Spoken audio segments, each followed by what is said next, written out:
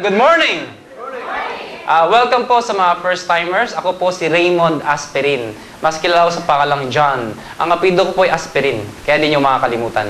Opo, totoo, Asperin. Ang middle initial ko po ay B, Biogesic. Ano totoo? Ang nanay ko si Cortal. Lahi po kami ng mga adik. Ako po ay taga Pangasinan, doon po ako lumaki. Nag-migrate po kami sa Maynila, noon ako ay nag-college na po. Graduate po ako ng physical therapy. Graduate po sa UP, University of Perpetual. Katulad nyo rin ho, umattend ako ng seminar way back 1998. Biktima ako ng kidnap. Kidnap yung hindi mo alam kung saan ka pupunta. So, inimbita ako sa seminar, nabanggit ko na yung pangalan, hindi ko na binanggit yung pangalan ng kumpanya.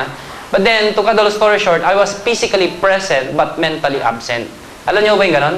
Nakati-speaker pero yung utak mo lumilibad. Bakit po? Hindi ako interesado. Bakit? Una, ayoko magbenta. Number 1. Number 2, ayoko mabentahan. Number 3, estudyante. Anong alam ko sa marketing? Last, number 4, ayoko ko yung produkto. In fairness sa speaker, magagaling ang speaker. Pero pinakita yung produkto, pampatanggal ng bilbil. Papaputi ng kilikili.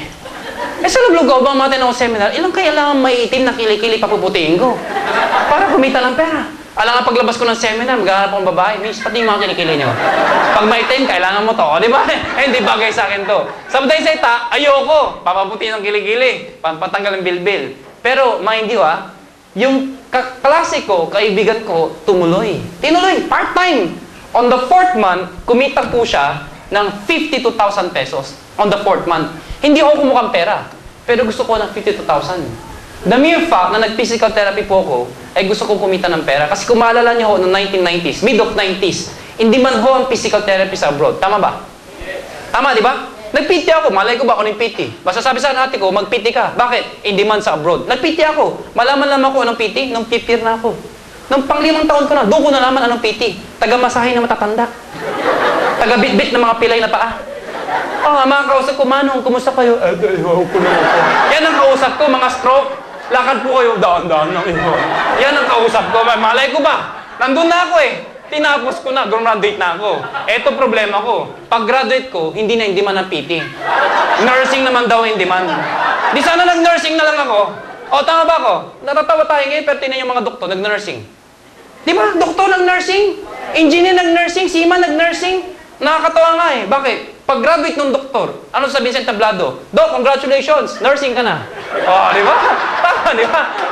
Kinongratulate yung doktor na nursing na. Pero imagine mo, doktor yun. Bakit po? Na-convince tayong mga Pilipino na kung gusto mong bago ang buhay mo at ordinaryong tao ka lang sa Pilipinas, you'd rather go abroad. Ulitin ko, doktor na yun gusto pa mag-abroad. Bakit? Kasi ang hirap ko sa Pilipinas kung napaka-ordinaryong tao ka.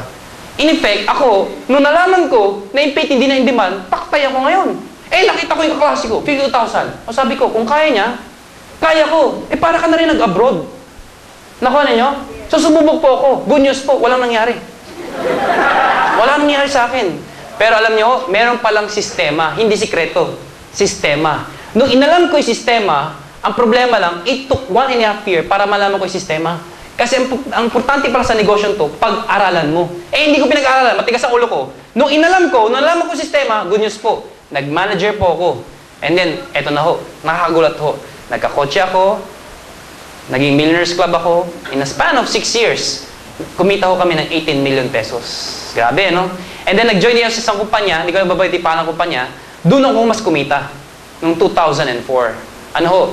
Kumita ako ng 12 million in just 1 year. Doon ako nakaipon.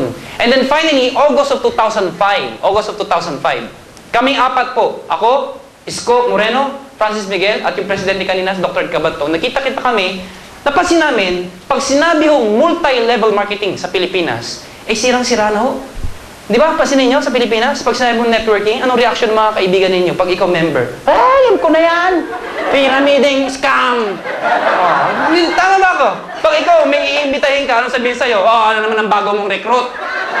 Di ba? Nakakahiya talaga. Sige, tuloy niya. So, kaming apat, na-convince kami na may opportunity sa ganitong negosyo. But then, dahil sa sirang-sira na, sabi namin, kaysa sumali tayo sa ibang kumpanya na magsasara din, di tayo na lang magtayo ng kumpanya para hindi magsara. Nakuha niyo ba? Kasali ka. Gagalingan mo. gagalingan mo, tapos magsasara. Lilipat ka na naman, gagalingan mo, magsasara. Eh, tama na yung sara-sara. Tayo na lang magbukas para di na magsara. Nakuha ninyo? So kaming apat, nagsama-sama kami to form one company. Ang hangarin namin, linisin namin ang pangalan networking at makatulong. Bakit po, mga kaibigan? Yung produktong kinuha namin, sasabihin nyo, supplement. Food supplement na naman. Saan katutak ang food supplement sa labas?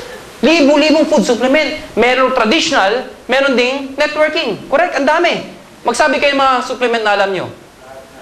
Kayo magsabi. Ayoko, kasi naka-video. Kayo magsabi. Kayo magsabi. Spirulina. O, ayan. Grape seed extract. Aloe vera. O, Herbalife, sabi niya. O, ano pa? High desert. Ano pa? Squalene. O. Oy, Goji. Intra. And so, marami yan, di ba? And everybody's claiming maganda sila. Correct? Everybody's claiming maganda sila. O, doon tayo sa traditional. Ano traditional? Yung mabibili sa drugstore. Ano yung mabibili sa drugstore? Parmaton. Enervon. Yung bago ngayon. Hevitol. Centrum. Diba? Ano pa? Ha? Clusivol. O may yung isa, yung malakas ngayon bumenta. Artro. May Artro. Ang lakas ng benta ngayon. Bago lang yun, pero lakas ng benta. Food supplement po yun. Pero how come? May nagpalabas ng Mifad. May side effect daw sa Artro. Alam niyo ba yun? Oh, pag uminom ka daw, patras na yung lakad mo. Gusto ba yung ganon? Uminom ka? Lakad mo, grabe! Di ba? Gusto ba yung ganon? Oy, biro lang ha. Joke lang po yun, joke lang. Anyway, maraming food supplement. Sige, tawa nyo, tama na. Okay. Maraming food supplement and everybody's claiming na maganda sila. Question, bakit food supplement? Pwede namang sapatos, damit, alahas. Di ba, ang daming pwedeng produkto? Bakit food supplement? 3 major factor bakit food supplement. Number 1, dapat yung produkto mo highly consumable, mabilis maubos. Sapatos, kailan ka ulit bibili? Tagal. Number 2, dapat ang produkto mo nag-build ng loyalty. Ano yun? Kahit hindi ako kumita, kahit walang negosyo, basta gumaling ang high blood ko, bibiling ko yan. Basta gumaling ang arthritis ko, bibiling ko yan. It builds loyalty. Number 3, dapat may USP, unique selling proposition. Ano ibig sabihin nun? Yung produkto mo, dapat hindi ko mabibili sa labas. Kasi kung yung produkto mo, mabibili ko sa drugstore, ba't pa bibili sa'yo? Si drugstore na mabibili. Kung mabibili ko sa mall na mabibili, ba't pa bibili sa'yo? Nakuha ninyo? That is why, dapat food supplement. Kasi ang food supplement, ang market mo, basta buhay. Market mo, basta buhay. Correct? Yes. So, naghanap kami ng food supplement. Good news po. Ang Nature's Way, pumunta dito August of 2005. Sakto, naghahanap kami ng maganda food supplement. Nagkita kami siyang Shangri-La Hotel. Pilisent nila Alive. 4 kaming kumpanya na naglalaban para makuha exclusivity. Yung 3, mga sikat na kumpanya yan. Actually, iba doon, pharmaceutical. Kaming pang-4, startup company. Nag-present kami. Yung 3, kami yung pinakahuli nag-present. Good news po, binigay sa amin yung exclusivity, hindi dun sa 3. Nakuha ninyo? Alam niyo kung bakit? Alam niyo bakit sa amin binigay? Dahil ako yung nag-present. So mga kaibigan, tanong lang ako, wala akong personalan. Negosyo lang. Sino ho dito ang gustong yumaman? Taas po yung kamay. Yung mga gusto yumaman. Okay. Alam niyo mga kaibigan, pag hindi ka daw nagtaas ng kamay, dahil may hindi nagtaas, pag hindi ka daw nagtaas ng kamay, meron na sa taas na nakatingin sa baba. Pag hindi ka nagtaas ng kamay, hindi ka niya bibiyaan. Uulitin ko yung tanong ko, ha? May pag-asa pa yung mga hindi nagtaas ng kamay. Pwede pa kayo umabol. Sino dito ang gusto magbago ang buhay?